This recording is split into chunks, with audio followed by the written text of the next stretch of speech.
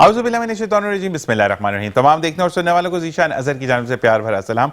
आज मंगल का दिन है और हम चीज़ों को सम करते हुए आगे बढ़ते हैं। यानी पीर वाला दिन थोड़ा सा प्रॉब्लमैटिक इसलिए होता है कि हम क्या करें, किस तरीके से एग्जीक्यूट करें चीज़ों को 2 दिन या 1 दिन की छुट्टी के बाद। अच्छा, मैंने काफ़ी चीज़ों को ऑब्जर्व किया कि आजकल की जो नौजवान यूथ है, यानी संडे वाले दिन हम रिलैक्स चिल करते थे जब फारिग वक्त मिलता था।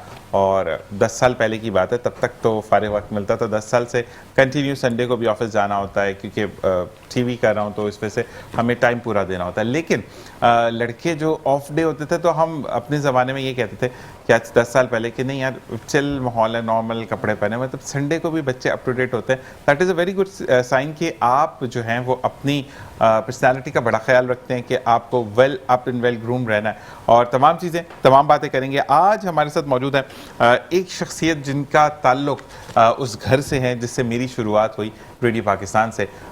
2008 को मैंने पहली दफ़ा आवाज़ आपकी समातों से टकराई और इस वक्त मेरे साथ मौजूद हैं सैयद इकबाल साहब, जो कि all the way from London आए हैं। न्यूज़ कास्टर हैं, हमदुनात करते हैं, न्यूज़ पढ़ते थे और साथ साथ बेहतरीन अंदाज में एक्सप्लेन करते हैं। ऑफेंसिवली कोई जिसको हम कहते हैं ना कि जब लंदन से वापस आते हैं तो मिनरल वाटर हाथ में होता है, बात करते हुए थोड़ा सा इज्तनाब करते हैं, वो तमाम चीज़ों को पस मंज़र रखते हुए, मोहब्बत बिखेरते हुए आपसे मिलवाते हैं। सैयद इकबाल साहब, अस्सलाम वालेकुम, कैसे मिजाज है आपके? अल्लाह का शुक्र। ऐसे पूछते हैं आपके अगर मिजाज दुरुस्त हैं, अगर नहीं है तो मैं ठीक कर देता हूँ। ऑलराइट जी, इसी के साथ साथ शबीर शफकत भाई और इनको खुश आमदीद कहेंगे। अस्सलाम वालेकुम। वालेकुम सलाम। शबीर भाई, कैसी तबीयत है आपकी? खुदा का शुक्र है माशाल्लाह। अच्छा, the handsome person, if I am not wrong, कि हमने इनसे जब पहले बात की तो इनको बड़ा डिफरेंट अंदाज में देखा, लेकिन आज माशाल्लाह बड़ा ग्रूम कर गए हैं। लगता है कि अच्छे हॉकी शॉकी या बैडमिंटन खेल रहे हैं या क्रिकेट को प्ले कर रहे हैं। शहजादा मोइन जो कि स्पोर्ट्स का प्रोग्राम करते हैं निजी टेलीविजन पे, किसी तारुफ के मोहताज नहीं है, उसको मिलवाते हैं। अस्सलाम वालेकुम। वालेकुम। कैसे मिजाज है? अल्लाह का शुक्र है माशाल्लाह। शहजादा भाई वाकई में बहुत ग्रूम किया है, बहुत डिफरेंट और आ रहा है माशाल्लाह। ये आपकी मोहब्बत है। नहीं, मोहब्बत नहीं, मेहनत होती है। और हम पहले इकबाल भाई से बात करते हैं, लंदन से आए हैं और तो लोकल चलते रहेंगे। इकबाल भाई, मुझे बताएगा कि आते जाते रहते हैं या अरसे दराज के बाद आपका चक्कर लगा? हर साल आता हूँ। हर साल आते हैं। अब आपको हम पकड़ लिया करेंगे, आप जब से साल आएंगे, अगर मैं जिंदा रहा तो फिर आपको जो है वो पकड़ के से दुआ मांगे कि आप और हम सब जिंदा रहें, उम्र, इज्जत, रिस्क, नेकी, अपनी हिफाजत अल्लाह ताला बढ़ाता रहे। आमीन आमीन। अच्छा, ये बताएं कि इकबाल, सैयद इकबाल साहब, ये पहली आवाज़ रेडियो से कौन से सन में गई?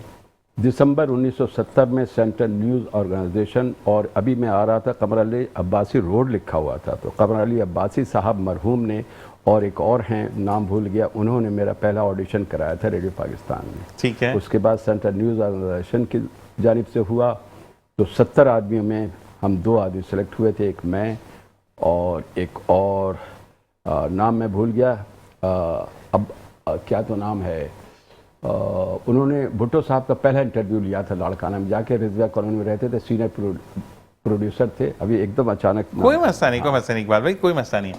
तो अब वो यादें जब आती हैं तो एक वो कहते हैं ना, बॉडी के अंदर से डिफरेंट से करंट सा होता है कि मैं किस तरीके से, क्योंकि उस वक्त जब आपने 1970 की अगर बात करें तो उस वक्त चाम था रेडियो का भी, उस वक्त नॉट इजी टू एक्सेस नहीं था, क्योंकि रेडियो पाकिस्तान और पीटीवी 2 इदारे होते थे जहां पर आपकी रसाई है तो यहीं तक है। अच्छा, यहाँ जाना, यहाँ पर लाइनें लगना, बाकायदा पासेस बनना, तो ये तमाम चीज़ें, खैर मैं तो उस वक्त था भी नहीं, लेकिन मैंने सुना है क्योंकि रेडियो में जब बहुत अच्छा ज़माना था और लोग पैसे के पीछे नहीं भागते थे, दिस वे और दैट वे। बिल्कुल ऐसा ही है। और इफ्तिखार आरिफ साहब भी पीटीवी में स्क्रिप्ट एडिटर थे, उनको 2500 तनख्वाह मिलती थी। मैं पीआईए प्लानिटेरियम में यहीं पड़ोस में एडमिन ऑफिसर था, मुझे 1000 तनख्वाह मिलती थी और रेडियो पर ख़बरें पढ़ने जाते थे हम।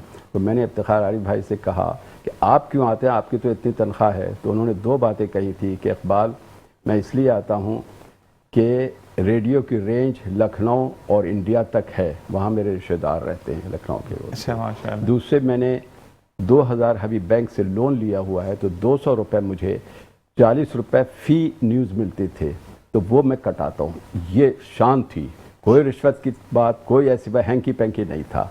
तो ये थी इज्जत। लेकिन उस वक्त 1000 रुपये में बरकत होती होगी कि बहुत बरकत थी, बहुत बरकत। 1000 रुपये आजकल के तकरीबन 4 लाख 5 लाख के बराबर है। वो खैर जबरदस्त। तो मतलब उस वक्त तो ये चीजें भी, पोल्ट्री चीजें भी सस्ती होती होंगी, चिकन, मीट, बीफ वगैरह। हम ये क्या करते थे कि सलीम बासित साहब थे और लोग भी थे, जफ़र अब्बास साहब थे, ये लोग तो ट्रांसलेशन होती रहती, तो उससे पहले आ जाते थे साबरी गुलशन होटल में, वही ईदगाह के पास हम नहारी रोटी खा करके आते थे। ये कर क्या बात है। मजीद जानेंगे। शबीर भाई आपकी तरफ आते हैं। हालात हाजरा पर अगर हम बात करें तो ई चलान्स की जो एक भरमार आई हुई है, उसमें उन लोगों को भी चलान भेजा जा रहा है जो कि जिनकी डेथ हो चुकी है, चले नाम नहीं करवाई, समझ आती है, लेकिन एक गाड़ी जो कि 7 साल पहले चोरी हुई, जिसका कोई नामो निशान नहीं है, जिसका चेसिस नहीं है, उसको भी चलान भेजा जा रहा है। तो ये देखें ना, ये एक अच्छी बात है, मैं समझता हूँ। ई चलान से देखें लोग आप देख रहे हैं कि सिग्नल्स पे भी आप देखें लोग खड़े होते हैं, लोग हेलमेट भी पहन रहे हैं, और हेलमेट जो है आपको पहनना मोटरसाइकिल सवार के लिए बड़ा ज़रूरी है, क्योंकि सब मोटरसाइकिल की सवार के जब एक्सीडेंट होता है तो सर की चोट से उसकी मौत होती है। अगर सर बच जाए ना तो फिर उसको कुछ नहीं होता। तो अच्छा, लेकिन ये देखें अभी चोरी की एक गाड़ी का जो आपने बताया 7 साल पहले चोरी हुई और अभी उसको, इसका मतलब कि वो यूज़ में है, वो यूज़ हो रही है। जो चोरी की गाड़ी है ये पुलिस की नाअहली है, जो ये कैमरे की जद में वो आ गई है। लेकिन ये होना चाहिए कि जिन बंदों के ओपन लेटर पे गाड़ियां चल रही हैं, ट्रैफिक पुलिस को एक्साइज से मिलकर ये करना चाहिए कि जिनके पास है वो एफआईडेविट एक दे दें और अपने नाम गाड़ी करवा लें, किसी सबूत के साथ पेश करके ये गाड़ी मैंने ही खरीदी हुई है, और ये जो है, ताकि एक लोग भी बच जाएंगे और एक जो सही बंदे के साथ जो है ई चलान उसके पास पहुंचेगा, दूसरे के पास नहीं पहुंचेगा। और दूसरा, चलान के अंदर जो है ना, मैं समझ रहा हूँ कि जो इतना इन्होंने भारी भरकम जुर्माने किए ना, इसको थोड़ा कम करें, क्योंकि देखें ये कराची है, कराची के अवाम के लिए 1000 रुपये भी आप मजदूर के लिए, बेरोजगार के लिए आप 1000 रुपये भी जुर्माना करेंगे उसके लिए बहुत है, लेकिन आप इतने भारी भरकम जुर्माने कर रहे हैं, ये जो है ना ये ज्यादती है। बाकी सारा सिस्टम जो है बड़ा बेहतरीन है, बड़ा अच्छा चल रहा है, चलता रहना चाहिए। मैं समझ डीआईजी ने बड़ा अच्छा शबीर में, लेकिन मसला ये है कि दो चीज़ें, एक तो वाकई में बड़ा चेंज आया कि सिग्नल्स के ऊपर लोग प्रॉपर खड़े हैं, जब तक ग्रीन सिग्नल नहीं हो रहा तब तक नहीं जा रहे। लेकिन डंपर माफिया वैसे ही लोगों को, कल भी 3 लोगों को कुचला उन्होंने डंपर ने, और उसके बाद जो है डकैत सामने नहीं आ रहे, डकैत अभी भी डकैती कर रहे हैं। इवन दो कल भी अब्दुल अफसानी रोड पर 3 डकैतियां हुई हैं और वहां पर सीसीटीवी कैमरास भी लगे हुए हैं, लेकिन ई चलान कैमरास भी लग चुके हैं वहां पे। तमाम चीज़ों का चलान कट रहा है, डाकुओं की तस्वीरें क्यों नहीं आ रही? गैर हतमी, गैर सरकारी एक नतीजा भी आया था, जो साहब ऑफिस से घर अपनी सेक्रेटरी को छोड़ने जा रहे थे, उनकी तस्वीरें भी खिंच गई, तो ये मसले मसाइल हुए। तो ये बताएं कि डाकुओं की तस्वीर, क्योंकि उसके में कोई सॉफ्टवेयर है कि डाकू की तस्वीर नहीं खींचता है? नहीं, ऐसा नहीं है। देखिए जो ट्रैफिक है, जो ई चलान का सिस्टम है उस तक तो सही है। अब वो डिस्ट्रिक्ट पुलिस का काम है, वो कैमरों, वो ट्रैफिक वालों का काम नहीं है कि वो जाके डकैतों को पकड़ें। ये डिस्ट्रिक्ट पुलिस का काम है कि जब वो कैमरे की जद में आ गए हैं तो आप उनको पकड़ें। और ये जो डंपर माफिया है, ये एक बहुत स्ट्रॉन्ग माफिया है। इसके ऊपर आप देखें, गरीब मरता है तो कोई नहीं आता, लेकिन डंपर माफियों के जब डंपर जलाए गए तो पूरी सिंध हुकूमत जो है हिल गई और बाकायदा उनके साथ मुज़ाकरात करने लगी, उनको मुआवजा देने के लिए चली गई। लेकिन एक गरीब मर जाता है, उसको मुआवजा क्या, उसकी खबरगिरी भी नहीं होती। तो इसका मतलब है कि वो स्ट्रांग लोग हैं। तो जो बंदा पाकिस्तान में ताकतवर है उसके ऊपर हाथ नहीं डलेगा, उसके लिए सारी चीजें जो हैं, जो जैसा करेगा उसके लिए कोई कानून भी वो कानून की जद में भी नहीं आ सकता। तो डंपर माफिया बहुत स्ट्रांग है, आप इस पे हाथ नहीं डाल सकते, इसीलिए तो अंधों की तरह चलते हैं। और जब डंपर के ऊपर जो बैठा ड्राइवर होता है, आपको भी डंपर के अंदर बैठ के देखे, आपको दूसरी चीजें छोटी छोटी लग रही होती है, और वो एक तो उनकी नींद पूरी नहीं होती, और वो इतनी रफ चला रहे होते हैं कि उनको ब्रेक लगाते लगाते बंदे का पूरा काम कर देते हैं। और सिगरेट भी भारी वाला पीते हैं ना, भारी वाला पीते हैं, और ये सबको पता है। और ये पुलिस का काम है, इंतजामिया का काम है। इसके अंदर मैं समझ रहा हूं कि ट्रैफिक पुलिस को हम नहीं इल्जाम दे सकते। बिल्कुल यही है, लेकिन हम ये कहेंगे कि भारी सिगरेट पीने से इज्तिनाब करें। अब आते हैं लोगों के पास के लोगों की दिलों की धड़कन शहजादा मोहीन, मुझे ये बताइएगा कि Pakistan versus south Africa one day series होने जा रही है, इसमें क्या चेंजेस हैं? और शाहीन आफरीदी जो हैं वो कप्तानी के फराइज सर अंजाम देंगे। डू यू फील कि he is the best captain, और क्या कुछ चेंजेस आई हैं, या इस दफ़ा भी हम पहली बॉल के बाद या अल्लाह ताला बारिश हो जाए, या अल्लाह ताला इनकी पाँव में फ्रैक्चर बच जाए, कुछ हो जाए, हम बस जीत जाए, ये वाला काम है? निशान ऐसा नहीं है। पाकिस्तान टीम है बिल्कुल, अभी आपने देखा कि जिस तरह T20 सीरीज़ अपने नाम की है पाकिस्तान ने, कुछ नए लड़कों को चांस मिला है। शहनशाह आफरीदी पहली दफ़ा वनडे में पाकिस्तान टीम की क़यादत कर रहे हैं, कुछ अच्छे उनके पास हम देखते हैं कि खिलाड़ी मैसर हो गए, नौजवान खिलाड़ियों को अब मौका मिल रहा है। फिर साथ साथ पाकिस्तान की प्लानिंग अगर आप देखें ना तो जो 26 में वर्ल्ड कप होना है T20, उसके लिए तैयारियां भरपूर जारी हैं। आपने इसी तरह देखा कि T20 में भी हमने कुछ तब्दीलियां की, फिर अब हम वनडे में भी कुछ तब्दीलियों के साथ जा रहे हैं। शाहीन पहली दफ़ा क़यादत करेंगे होम सीरीज़ के अंदर पाकिस्तान और जनूबी अफ्रीका के ख़िलाफ़। तो शाहीन के लिए एक प्लेटफॉर्म सेट किया जा रहा है। आप रिजवान को ड्रॉप करते हैं, रिजवान को वनडे से कप्तानी से हटाते हैं, शाहीन को लेकर आते हैं, तो प्लान का हिस्सा आप बना रहे हैं। आप देखेंगे प्लान के हिस्से में हसीबुल्ला भी शामिल है इस टीम के अंदर। अगर यहाँ पर मोहम्मद रिजवान मौजूद हैं इस टीम में, लेकिन हसीबुल्ला को इसलिए रखा गया है कि वो ग्रूम हो। इसी तरह हमने देखा कि पिछले जो T20 सीरीज हुई उसमें उस्मान तारिक को पहली दफ़ा मौका दिया और पहले मैच में उसने डेब्यू में बड़ी ज़बरदस्त बॉलिंग की, भरपूर फ़ायदा उठाया अपने डोमेस्टिक सीजन का। तो ग्रूम कर रहे हैं हम लड़कों को, ऐसा नहीं है कि हम भरपूर तैयारियों के साथ जा रहे हैं। हाँ, 140 ये का जरूर टारगेट होता है, चेस करने के लिए 6 विकेटें गंवा दी। देखिए ये ऐसा होता है, क्रिकेट है। देखें दूसरी टीम भी कोई ऐसी टीम नहीं है कि जिसको हम कह सकें कि वर्ल्ड क्लास वो भी टीम है जनूबी अफ्रीका की। अफगानिस्तान की मेहनत नजर आती है, हमारी क्यों नहीं आती? देखिए अफगान टीम ने इम्प्रूव किया है, बांग्लादेश ने इम्प्रूव किया है और कुछ हमारे मैनेजमेंट का कसूर है कि हम नौजवान खिलाड़ियों को फेवरिज्म है, मैं ये समझता हूँ। बिल्कुल है, ऐसा नहीं है फेवरिज्म तो बहुत ज्यादा है, क्योंकि मकसद ये है कि एकदम से चीन जो पिछला मैच हुआ, जो पिछली सीरीज हुई, उसके अंदर भी रद्दोबदल बड़ा अजीब सा हुआ। क्योंकि यहाँ पर वो आए थे, एक एनालिस्ट आए थे, तो उन्होंने यही कहा कि देखिए जब एंड मोमेंट पर चेंज होते हैं ना, उन्होंने बड़ा अच्छा एक मिसाल दी।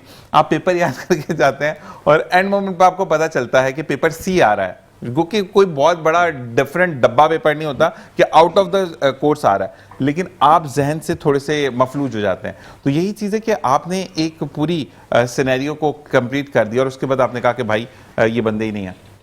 निशान, मसला यह है कि हमने प्लान तो किया है हमने, लेकिन जो हमारे सबसे जो बैकफॉल जाता है ना, वो ये जा रहा है कि हम जो है डोमेस्टिक क्रिकेट जो होती है ना हमारी, हम उसको इज्जत नहीं देते। हम लीग्स को ज़्यादा इज्जत दे रहे हैं, जो मुख्तलिफ लीग्स हो रही है। फिर पाकिस्तान सुपर लीग होती है, वहाँ से हम इंतखाब करते हैं खिलाड़ियों का। जब इंतखाब करते हैं ना T20 फॉर्मेट पे, तो हम उन प्लेयर्स को जो है ना हम तीनों फॉर्मेट खिला देते हैं। दुनिया भर में ऐसा नहीं होता है। दुनिया भर के अंदर जिस फॉर्मेट पे जो लड़का परफॉर्म कर रहा होता है उसे शामिल किया जाता है। लेकिन हमारे मुल्क का दस्तूर ये है, हमारी टीम का दस्तूर, हमारे सिलेक्टर का दस्तूर ये है कि जो लड़का यहाँ परफॉर्म कर रहा है T20 में, आप उसे टेस्ट मैच भी खिला रहे हैं, आप उसे वनडे मैच भी खिला रहे हैं, तो फिर रिजल्ट ऐसे आने होते हैं।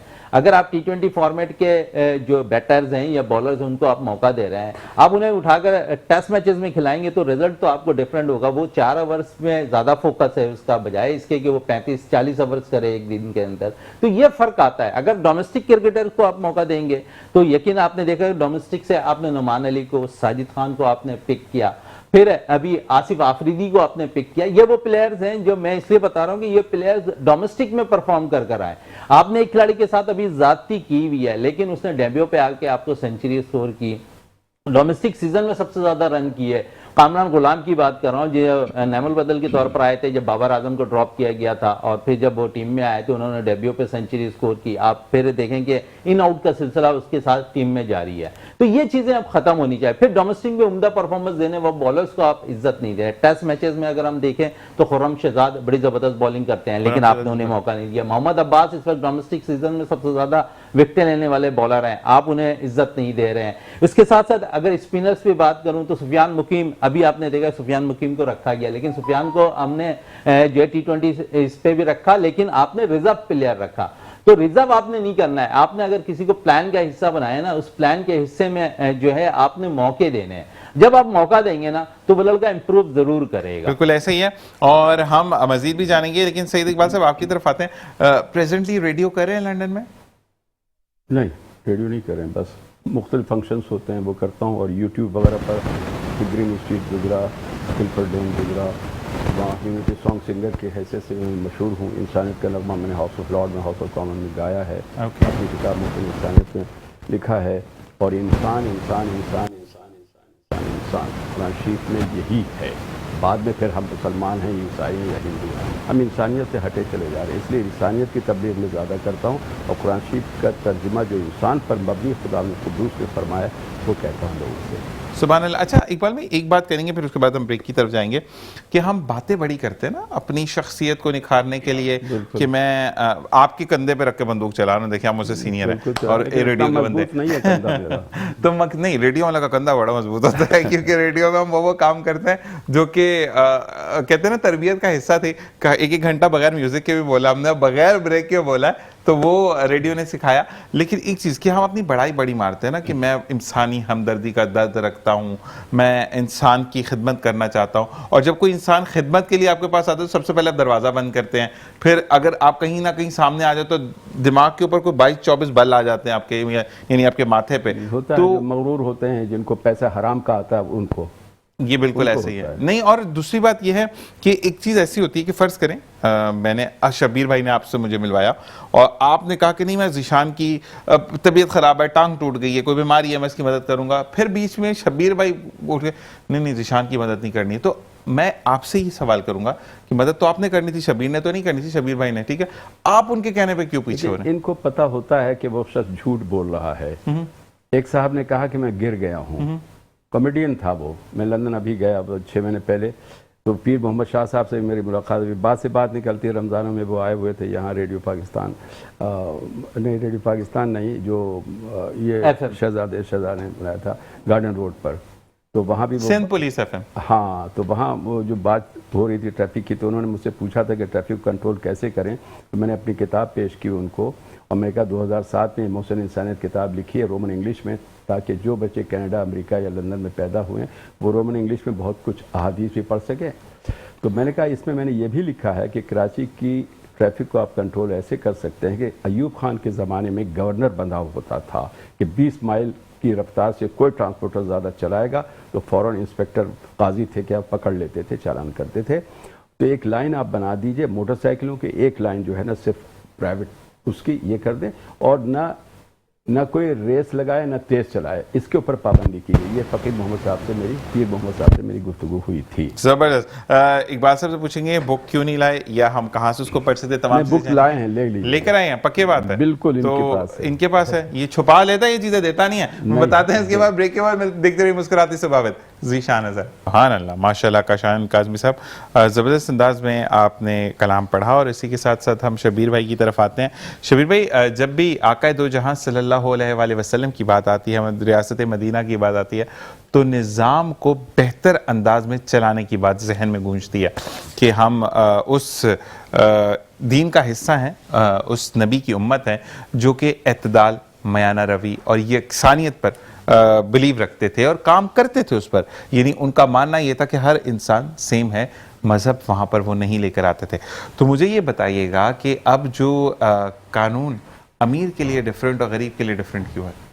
दरअसल बात यह है कि यहाँ जो सिलसिला जो है ना ना तो हम फॉलो कर रहे हैं मज़हब को, ना फॉलो कर रहे हैं कानून को। यहाँ सिलसिला जो है अपनी ज़रूरियात और अपने पसंद को लोगों को देखा जाता है, ऐसा ही है, और कोई बात नहीं। वरना आप ये देखिए, जैसे इन्होंने अभी कोड किया था कि अयूब खान के दौर में ये था, तो सिस्टम सारा आपके पास मौजूद है, हदायत आपके सारी मौजूद है, उस पर इम्प्लीमेंट करने की जरूरत है। अभी मैं एक गुज़िश्ता वीडियो अगर आपसे हम शेयर करें 3 दिन पहले की, कि एक बंदा पुलिस वाले को कह रहा है कि आप बीच में रोड पे खड़े हैं, लोग गाड़ियां कैसे गुजारे, तो उसका गिरबान से पकड़कर रोड पर फेंक दिया गया। और ये शायद वाकया है आपका 5 स्टार चौरंगी का। तो मुझे ये बताएं कि आपको कौन राइट देता है किसी का गिरबान पकड़ने का? मसला ये है ना, जब कानून की हुक्मरानी नहीं होगी तो फिर तो आदमी अपनी दोस्त धमकी करेगा। आप देखिए, आप बाहर के मुल्क में चले जाते हैं, वहां आप कैसे कानून की हुक्मरानी करते हैं। इतना सा शुरता होता है, अरबी पुलिस वाला इतना सा होगा, लेकिन अगर आपको रोक लेके खड़ा कर देगा ना, आप वहां से हिल नहीं सकेंगे, क्योंकि कानून की हुक्मरानी। यहाँ हमने अफराद को मजबूत किया हुआ है, कानून को मजबूत नहीं किया हुआ। ऐसा ही है। अगर आप कानून को मजबूत कर दे तो मैं कहता हूं कि एक मस्जिद के बाहर से एक चप्पल भी नहीं जाएगी। आपने अफराद को मजबूत किया हुआ है। यही हाल है कि आप जो पुलिस वाला होता है वो समझते हैं कि मेरे पास सारे इख्तियार है, मैं जो कुछ कर सकता हूं, मैं कानून से बालातर हूं। तो जो बंदा मजलूम होता है वो आप कितना भी सच्चा होगा, उसकी कोई सुनवाई नहीं होगी। अच्छा, एक बात और है कि अगर आप किसी भी कानून नाफिज करने वाले इदारे के सरबराह से या रूह रवा से बात करते हैं, एक गाली का अंसर ज़रूर है, गंदी बात से स्टार्ट करना। मैं ऑन एयर भी ये बात बड़ा मुझे अजीब लगता है कि आप बात करते हैं, आपका तकिया कलाम होगा, लेकिन आप एक डिग्निटी जॉब कर रहे हैं कि व्हाट पुलिस रेंजर्स, आपकी पाक फौज, ये तमाम मुहाफिज हैं, ठीक है ना। आप रेंजर से बात करें, आप पाक आर्मी से बात करें, जितने भी लोग फोर्सेस, अभी आप पाक बहरिया के लोगों से बात करें, बड़े तमीज से आंसर करते हैं कि अच्छा, कभी कभार ऐसा तो बेटा आप साइड पर हो जाए। लेकिन मैंने थोड़ा सा पुलिस वालों के अंदर देखा है कि वो थोड़ी सी गुस्से में एग्रेसिव बात करते हैं। ये घमंड है उनमें, ये उनकी एक घमंड की निशानी है। उनको पता है कि आप देखें, अभी आपने देखा एक बच्चा अरफान बलोच मारा गया, ऐसा ही आप देखें पुलिस के क्या किया, आला अफसरान ने उनको मुअत्तल कर दिया गया। होना तो ये चाहिए था कि उसको गिरफ्तार करते उनको नौकरी से बर्खास्त करते, फिर मुकदमा चलेगा, बेगुनाह होते तो फिर बहाल होते, लेकिन उनको मुअत्तल कर दिया गया। तो आप देखें ना कि दूसरे पुलिस वालों 6 महीने बाद वापस आना होता है ना। पुलिस वालों के ऊपर पता है कि हमारे साथ कुछ नहीं होगा, इसलिए वो जो आवाम को होते हैं या गरीबों को होते हैं, वो उनके साथ बदतमीजी के साथ पेश आते हैं, गाली गलोच, वो धौंस धमकी है। ये गाली देने का मतलब है कि आप उन पर प्रेशराइज डालते करते हैं कि आप कुछ नहीं है, हम ताकतवर लोग हैं, तो गाली देकर उनको दबा देते हैं। अच्छा, लेकिन शबीर भाई मैं एक बात ये कहूंगा, फिर हम अपने शहजादा भाई की तरफ आते हैं कि जितने यंगस्टर्स है ना वो गाली नहीं देते हैं, थोड़े से जो सीनियर है ना वो है उनमें। देखिए यंग के अंदर भी जो है वो थोड़ी जो उनमें तरबियत है, क्योंकि वो नौजवान अभी आए हैं, अभी वो प्रैक्टिस पे नहीं आए। जब वो मैच्योर हो जाएंगे ना तो इनकी तरबियत में आ जाएंगे, पुराना तो चावल वो फिर हो जाएगा। क्योंकि मसला ये है ना कि ये आपका वही बात होगी कि ये इनको जो है तकिया कलाम, इनको गालियां पड़ती हैं तो ये आगे गालियां दूसरों को ट्रांसफर। लेकिन गलत है ना, जैसे कि अब मैं अभी एक बात मैं बताऊं आपको शबीर भाई कि शहजादा मोइन भाई का ताल्लुक क्रिकेट से है, ठीक है। मेरा दूर दूर तक क्रिकेट से लेना देना इन दैट फॉर्म के मैं देखता जरूर हूं, लेकिन क्रिकेट से या स्पोर्ट्स से नहीं है। रमीज भाई जो कि डायरेक्टर ऑफ द प्रोग्राम है, वो कंटिन्यू मुझे सवाल बता रहे हैं, ठीक है ना।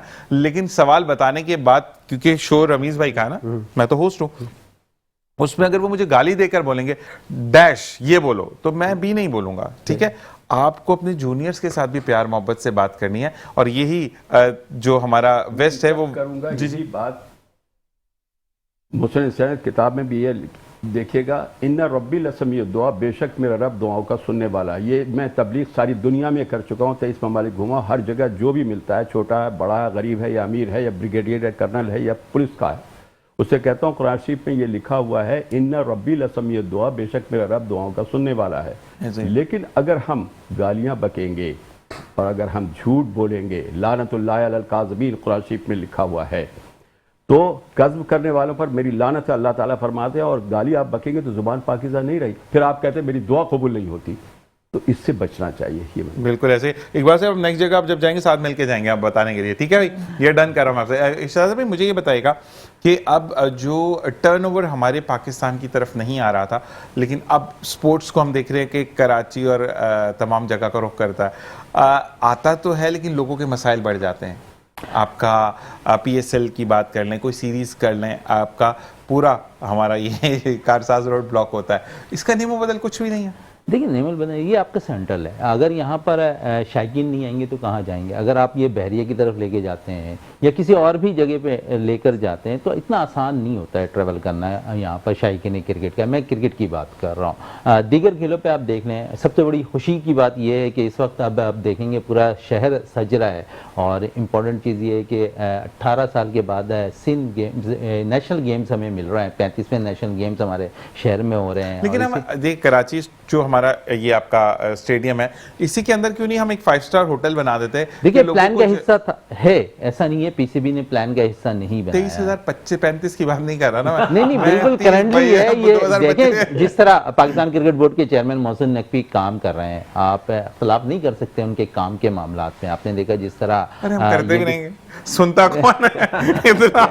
हम के इलेक्ट्रिक में इतना इख्तिलाफ करते हैं यहाँ बैठ के। के इलेक्ट्रिक अलग है और स्पोर्ट्स का शोभा अलग है। आप देखेंगे स्पोर्ट्स से बिल्कुल हटकर है, ऐसा ही है। मोहब्बत करने वाले लोग हैं। अगर मैच आप देख लें, आप मैच हार भी जाते हैं, अगला मैच आप जीत जाते हैं, तो उसी तरह शायकीन क्रिकेट आपके उसी बाबर आजम पे तनकीद कर रहे थे। आज उसी बाबर आजम को आप स्टेडियम में देखेंगे, बाबर की आवाज। मैं तो जैसा भी खेला मैं बाबर के साथ हूँ, बिल्कुल मैं उसका पल्लू नहीं छोड़ता। वो जो किंग की बात है, दौरे हाजिर के अंदर आप रोहित शर्मा की बात करें, विराट कोहली की बात करते हैं, आप देखें सबसे ज्यादा उन्होंने 23 सेंचुरी स्कोर कर चुके हैं। बाबर आजम अभी करंटली उनका जो रिकॉर्ड बना है जो है बाबर आजम ने निफ्ट सेंचुरी स्कोर की है, तो वो इस वक्त किंग ऑफ। उससे बढ़कर ये है कि आप दूसरे ममालिक के अंदर देख रहे हैं कि उनके जो कवर ड्राइव्स हैं वो दूसरे ममालिक के अंदर चैप्टर के तौर पर जो है इस सबक में शामिल कराया जा रहा है, तो आप बाबर को किस तरह तनकीद का निशाना बना सकते हैं? मेरी बात सुनिए शहजादा भाई, जहाँ पर आपका जिहाद का चैप्टर निकाल दिया जाता है ना जिस मुल्क में से, तो उसकी तो हम बात ही नहीं कर सकते।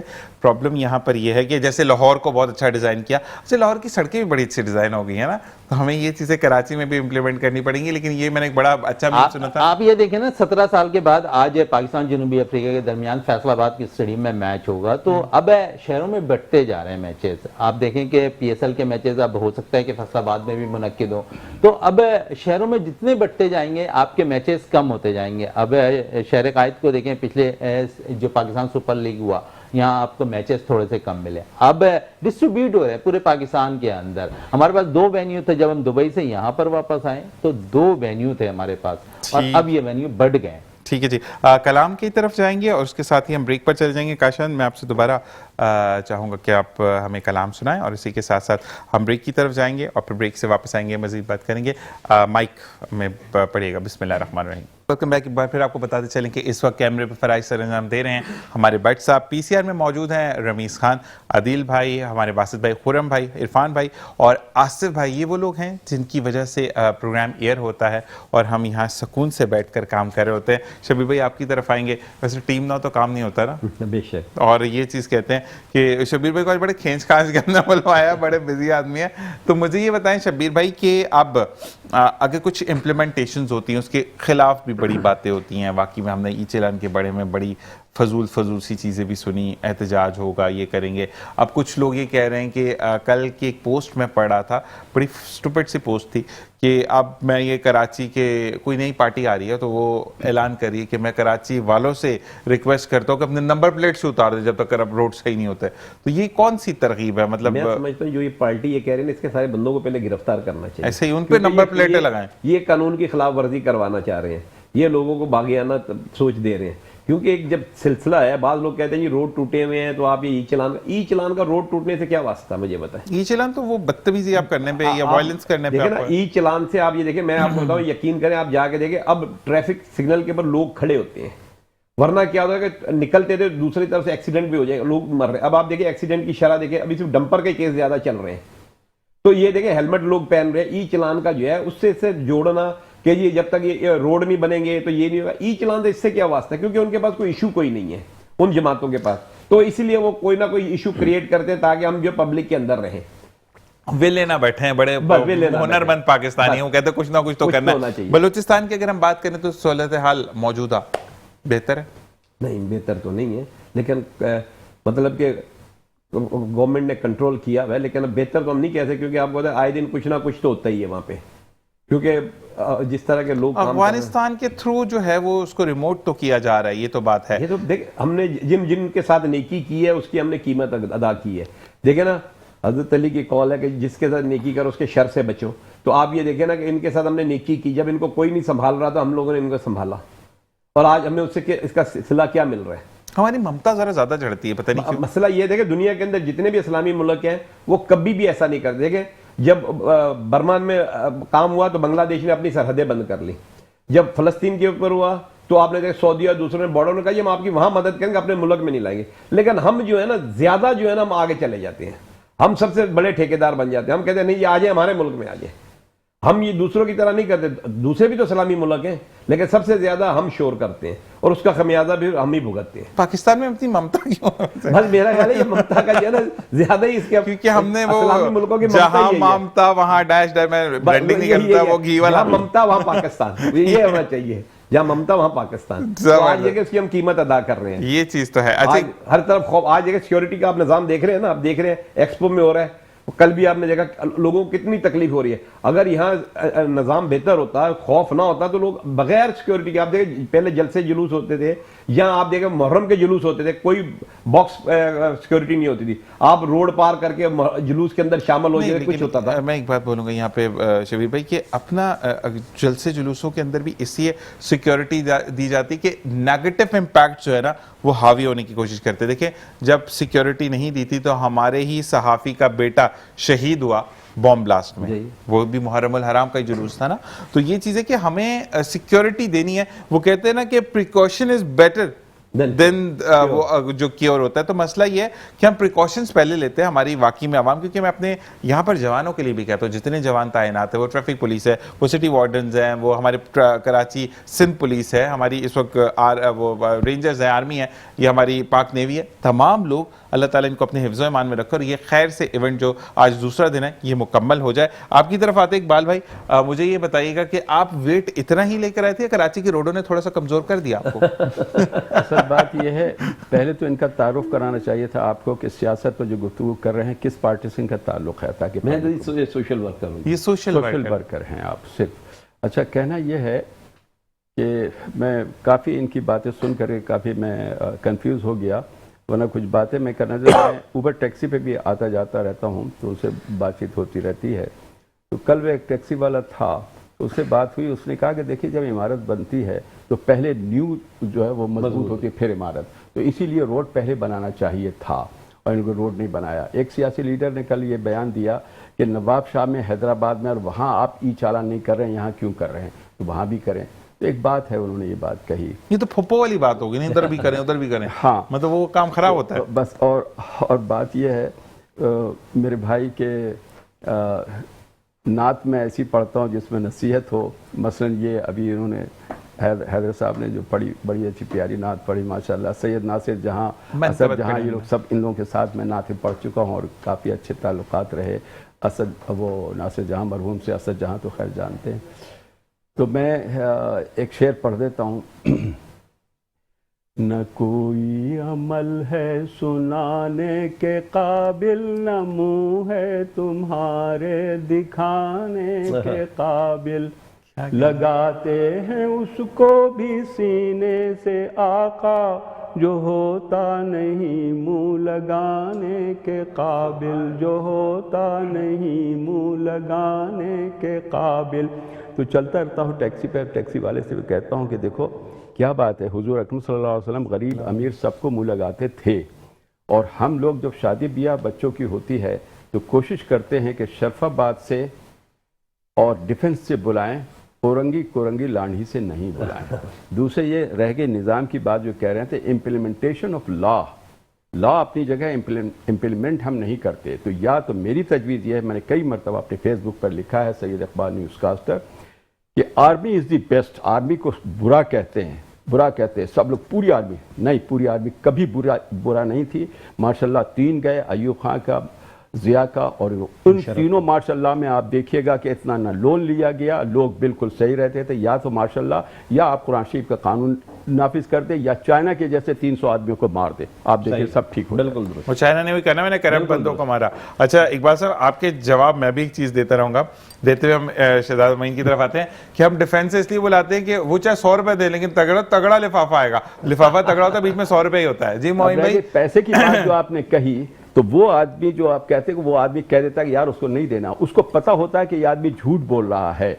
अब वो आदमी गिरा नहीं है, उसने कहा मैं गिर गया, मेरे मोटरसाइकिल चोरी हो गई, ऑथेंटिसिटी, मैं वैसे यकीन मानिए मैं दे देता हूं पैसे। नहीं, मैं वैसे बता रहा हूं इकबाल भाई, ऑथेंटिसिटी रिपोर्ट्स, सर्टिफाइड चीजें, उसको मना किया गया कि इसकी मदद नहीं करना, क्योंकि अभी मुझे अपनी लग्जरी लोगों को दिखानी है।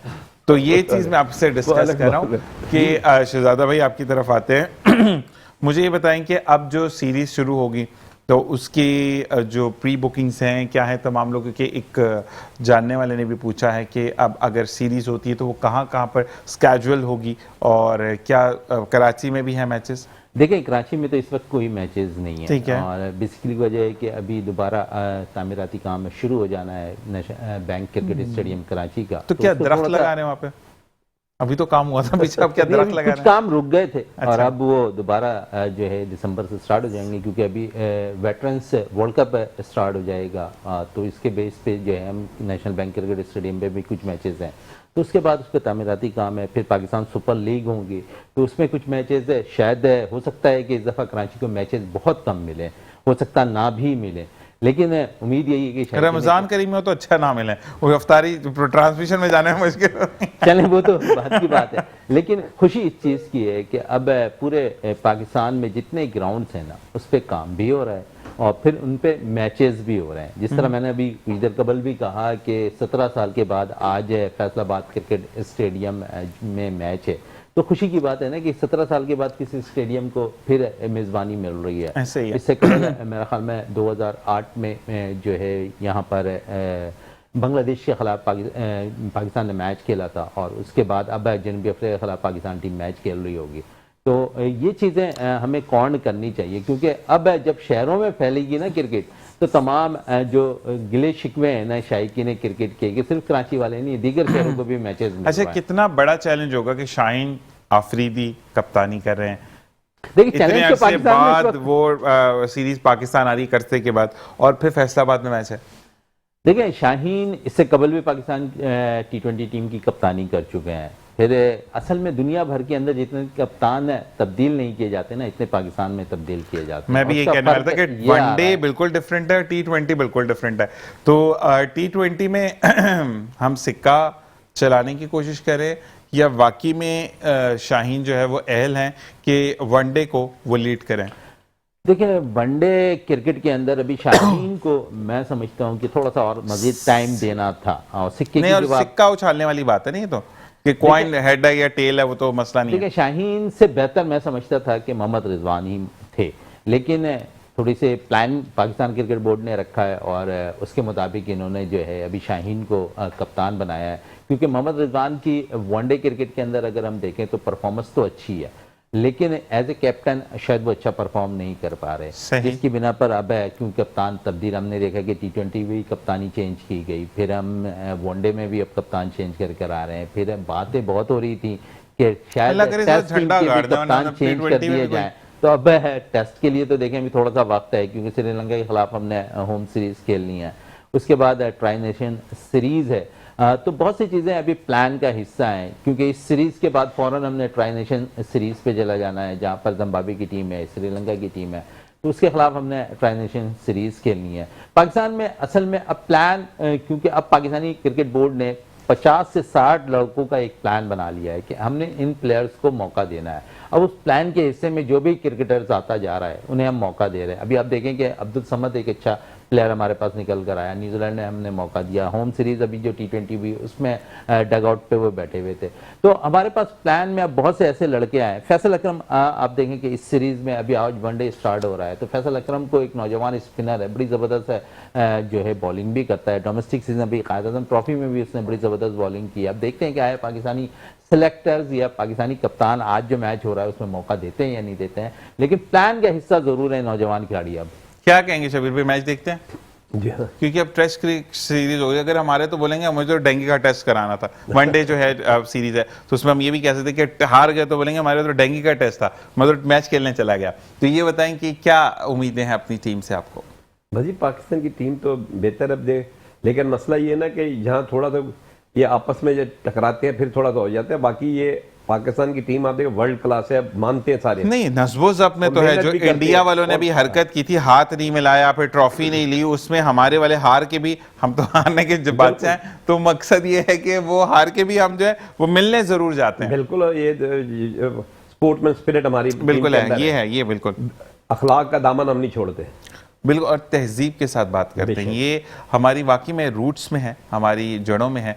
और मैं तमाम पाकिस्तान मीडिया के लिए बात करता हूँ कि जब पाकिस्तान इंडिया की जंग भी हो रही थी तो हमारे यहाँ पर पोलाइट नोट पर बात हो रही थी, पाकिस्तान ने मुंह तोड़ जवाब दिया, बिल्कुल, उसके ठीक है। बावजूद और भी कोई इंडिया के अल्फाज के बजा दिया, हटा दिया, फाड़ दिया, गंदे गंदे अल्फाज यूज कर रहे हैं, मतलब अभी आप देखें दबा कर दिया था। अभी आप देखें ना, ऑस्ट्रेलिया की वो खिलाड़ी है, उसने इंडिया की जो जरमाया रॉड्रिक्स है, उसने जब वो शॉट खेला तो उसको उसने लात मार दी। लेकिन देखिए पाकिस्तानी खिलाड़ी ऐसी तरह की हरकत नहीं कर, ऑस्ट्रेलियन ने ऐसी हरकत कर दी उस लड़की ने। ऐसा ही नहीं, नस्बो ज़ब्त है। और वाकई में हमारे जितने भी, मैं पेमरा को सलाम करता हूं कि पेमरा का जो नोटिफिकेशंस हर चैनल को चला जाता है कि ये गलत हुआ, ऐसा हुआ, तो वाकई में हमारे पेमरा के मेंबर्स को इंडिया जाकर उनके जो मीडिया है उसकी तरबियत करनी चाहिए कि how to control the TV channels. अब यहाँ पर हमारे पेमरा एक्ट के थ्रू अब आपके मॉनिटराइज्ड होंगे चैनल भी, जो कि फ़र्ज़ करें लोगों ने अभी ABCD न्यूज़ निकाला हुआ है और उसके अंदर फजूल के प्रैंक्स कर रहे हैं लोगों के साथ, तो उन्होंने कहा कि न्यूज़ चैनल है आपका, यूट्यूब चैनल है, मसला नहीं, न्यूज़ चलाएं। उसमें कोई और फजूल बात नहीं होगी। एंटरटेनमेंट चैनल है, उसको एंटरटेनमेंट पे रखें, तो उससे काफ़ी चीज़ें बेहतर से बेहतरीन होती चली जा रही हैं। वक्फे की तरफ जाएंगे और आप लोगों का बहुत शुक्रिया कि आपने ज्वाइनिंग किया, और बिल्कुल जनाब आपके लिए भी मैं ये कहूँगा कशन, आपका बहुत बहुत शुक्रिया कि आपने ज्वाइनिंग किया। और ब्रेक के बाद हमें ज्वाइन करेंगे कुछ डिफरेंट लोग, और मैं साथ साथ ये ज़रूर कहूँगा कि आप भी अगर प्रोग्राम का हिस्सा बनना चाहते हैं, नंबर डिस्प्लेड है, आप अपने बारे में बताइए, आप क्या करना चाहते हैं, क्या कहना चाहते हैं। और शहजादा आपके लिए एक मैसेज आया है जो मैंने पढ़ा कि विक्ट्री चैनल से मेट्रो चैनल तक आपको मुबारकबाद दे रहे हैं अली हफीज़ भाई। और बिल्कुल मिलते हैं ब्रेक के बाद, देखते रहिए मुस्कुराती सुबह विद ज़ीशान अज़हर।